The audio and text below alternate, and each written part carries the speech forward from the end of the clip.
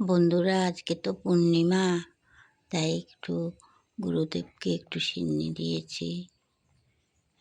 আর কি দেব, একটু সিন্নি দিলাম। ফল টল আর আনতে পারিনি, আগের থেকে তো জানি না।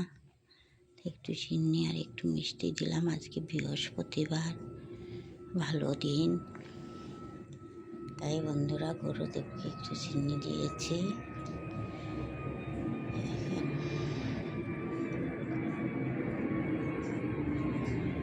তার সঙ্গে সঙ্গে লোকনাথ বাবাকেও দিয়েছি।